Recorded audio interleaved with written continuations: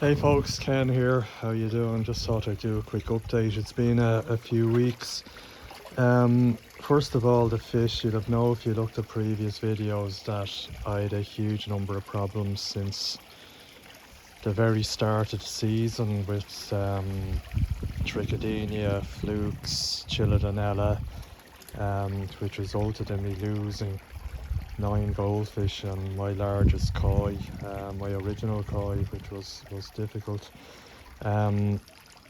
All down to, I think, bacterial and secondary bacterial infections. So anyway, did a treatment. I think the last time I spoke to you I still had fluke, and I did a treatment with Larenex, the regular one. I used Larenex Pro before and it didn't solve the problem, 2 doses of it. So I used the Larenex and just put in 1 dose because that's all I had. And it didn't seem to work initially. A bit windy here, sorry. It didn't seem to work, the fish were still flashing. So again, for the umpteenth time in the last few months, got out 2 or 3 fish, scraped them, and I found trick again.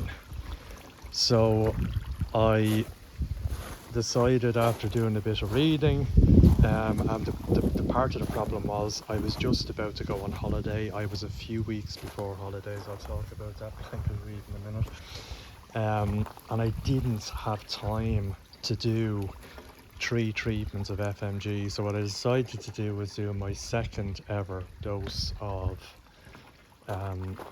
PP, because PP I read was sort of the first line of defense against trick. It's not the hardest to treat. So this time, after doing a lot of reading, first thing I did was I gave the pond a good clean. I flushed the bottom drains, I backed it out, and I did probably a 25% water change and got ready. Then I mixed up my PP, so I went for, I think it's 6.7 milligrams per 1,000 gallons, or 4,500 litres is recommended on the packet, but a lot of people say that's too low these days. You need to go higher. I know some have gone as high as 10. I just went as high as 8 this time. And I have to say, when I put it in, the first time I did it at the 6.7, and I put it in and almost immediately it went brown, and I was scratching my head looking at it and seeing if was it actually brown immediately or was it still purple.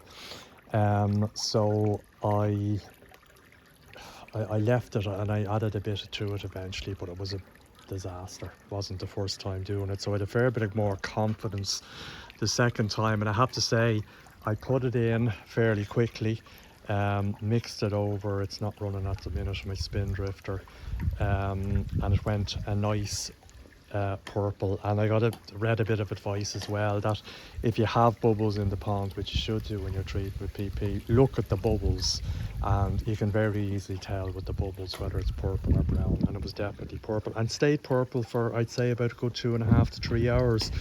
Mixed up another batch as soon as it went brown, topped it up again, and I got a good 4 hours out of it, and then neutralised it with hydrogen peroxide, and it seemed to work for the few days before I went on holidays. And even now the fish are not flashing, so hopefully I'm through all those problems. But there you go on the fish, and keeping an eye on it. Thankfully I had somebody on standby locally who's a koi keeper as well, that if I did notice a problem they could come up and put in a treatment or do something.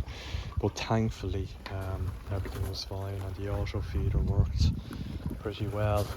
The only problem is, as you can see, my lilies are doing quite well, and I've 2 of them sort of strangled the flowers. I've 6 flowers in total, 2 of them are strangled at the back there, but an awful lot of blanket weed in the back here, very little in the front, And what I had done a couple of times, and I've no blanket answer at the minute, was I just turned off the waterfall, and for 24 hours I treated the back because it was the only place I had the problem. And it was moderately successful, but not very. So I think I'm going to have to get more blanket answer and just treat the whole pond. Now, from recollection, I think it takes something like 1.4 kilos of blanket answer, which is bloody expensive to do the full dose. I've always got away with half a dose, and I think the fact that it's only bad up here, I'll probably get away with. I'll try half a dose first if it's not doing it, but I can probably scoop a lot of that. Just looking down there, it seems to be a lot of surface. I would have thought the lilies would out competed at this stage, but evidently not. And I know what's causing it. This is only 1 metre deep here. The pond is 1.5 metres. So there's obviously more light penetration. I think as well there's fertiliser tablets in the lilies to help them, and that probably aids the blanket weed as well. So what I'll probably do for the moment is I'm going to do a vac and bottom drain flush. It hasn't been done in a couple of weeks, and I will net as much of this out as I can. As you can see, in fact there's more. There's 1, 2, I think there's 3, 4 buds there. There's 4 here are fine. These ones didn't survive the blanket weed, and there's a few dodgy looking leaves, so I'll take them out and clean it up. But that's kind of the update. Thankfully, as I say, I haven't noticed any flashing. That's not. I mean, I've seen some other people online and they've had similar problems with fluke and trick, and Chilodonella seems to be another big one this season for some reason, and it's just constantly treating. And you know, as well as the hassle, it's cost me, I'd say, £400, €500 for treatments over the last few months. It's just been relentless with FMG, and it's mainly FMG I've used, and fluke treatments, of course. I do have Fluke Salt Plus on standby. I got it when I believed, and I still saw the flashing, and I thought I still had a fluke problem, but I don't. But at least I have it there. I have 2 packets of it to do 2. I've been advised to do 1 dose and then 5 days later do another dose. And the other thing I was advised to do, and hopefully I don't have to do it, but I may have mentioned it the last time, my trickle tower, there is a suspicion that because there's not a huge water flow through the trickle tower, that fluke may be surviving in there. Now, I would have thought they wouldn't survive too long without a host, but maybe I'm wrong. What I was advised to do by a dealer was to empty the trickle tower, put all the media into bags. Now there's over 100 litres of media in there. It's crystal bio, mostly crystal bio and a bit of rock, and put it into bags and drop it into the pond while I'm treating, and make absolutely sure it gets soaked in the medication longer term, rather than just being trickled over and maybe it not being terribly successful. So hopefully, because that to be honest with you, getting up there at that and scooping everything out is not something I'd relish. Now, I know I can probably undo it here and undo it here and maybe get a hand to lift it down and just pour it out, but it's a pain in the arse. Now, I envisage myself at some stage probably have to give it a good clean out after running for a few years, but I'm not sure I want to. You know, the other option is just to leave it turned off and let it dry out. It would kill all the bacteria. The filter itself, just to have a quick chat about that. Now, I am having nitrite problems. I've been feeding twice a day on the auto feeder and went away. Obviously went for less rather than more food. You know, I was feeding last year at the height of the season about half that into my fish, 3 times a day. Now I'm just doing 1 of those a day, half on each feed. I tested the nitrite and it came out at 0.27, so that's not great. But I'll test it again today just to make sure, is it going up or is it going down? If it is on a downward trajectory, I'll just leave it, because I think as well, when you're maturing a pond, you need to hammer it a bit. You know, 0.27 isn't great for the fish, but it's not too bad either. I don't have salt in there. People say salt is good for neutralizing nitrite, but I've had salt in before. It just takes months of water changes to get rid of it again. So I haven't done it. The media, if you take colour, it's looking now nice and brown. As I say, the other media, that was the other media, the colour, it never really did anything. It's a little bit brown, but was largely like that. Just too big, wasn't moving well.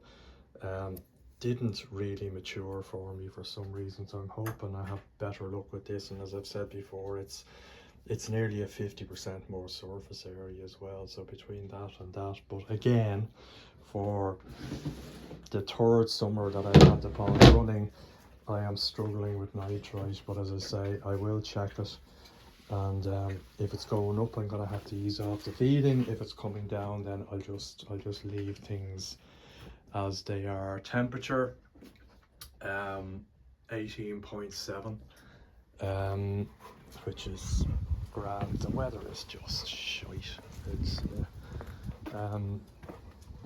It's been wet yesterday, hasn't been wet today. I'm just turning off my trickle in when I do my water changes there. It's just been a terrible summer, and I think that's contributing to the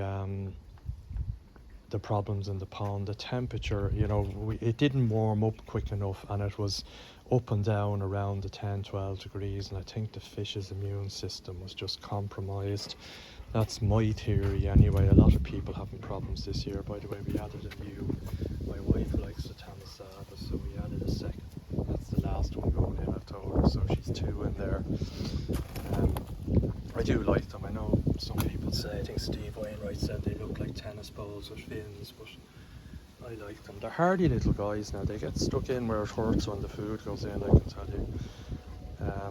And they'll grow, I'd say about to the size of my hand. You know, they do. I've seen them that big. They are nice fish. I have another one in there as well somewhere. He's in there somewhere. There he is over there. You can just see